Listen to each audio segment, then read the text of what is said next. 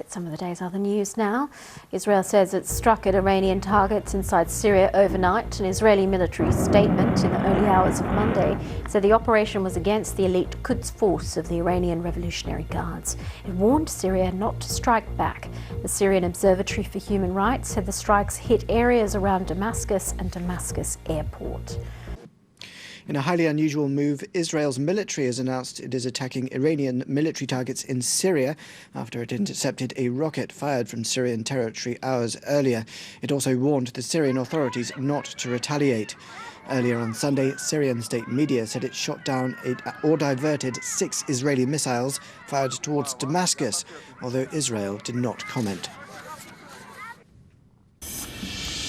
Welcome back. Israel has launched a new round of airstrikes in Syria. Russian state media report that at least 4 Syrian soldiers were killed.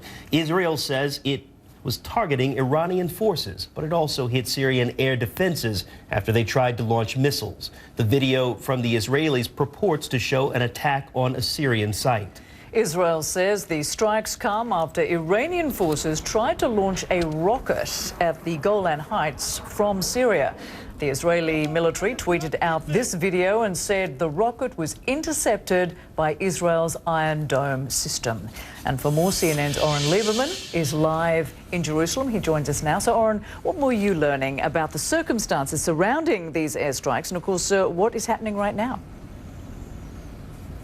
Rosemary, let's take this back to where this all began on Sunday morning. And we just got, for your information, more information from the IDF, the Israel Defense Forces, which is the Israeli military.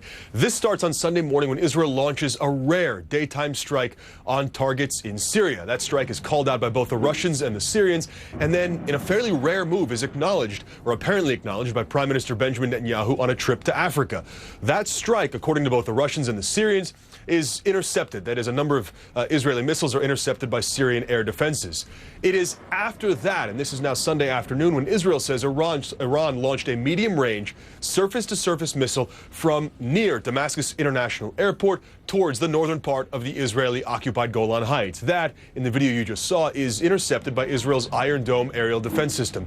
Israel's response is to target a number of Iranian forces, or what they say are Iranian forces, in Syria, both at Damascus International Airport and in the area. Israel says they targeted munitions depots, intel sites, as well as a number of other sites.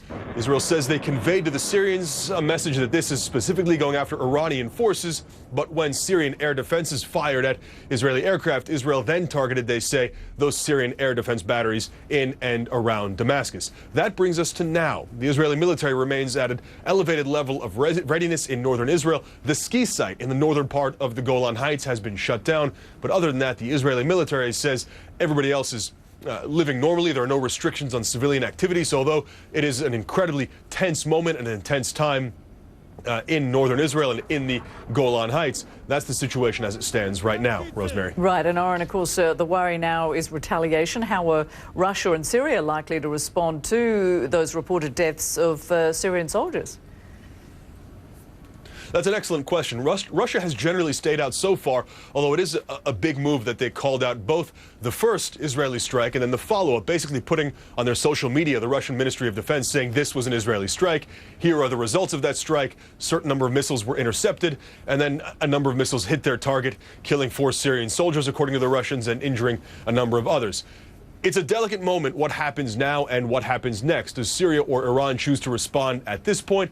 It's difficult to say, but we will certainly keep an eye on how this develops. We've seen these sorts of escalations before, notably last May and then last February, almost a year ago exactly. And it is the Russians that have stepped in to try to ease the tension here. We'll see if that happens once again. Russia apparently already playing an active role between Syria, Israel, and Iran here.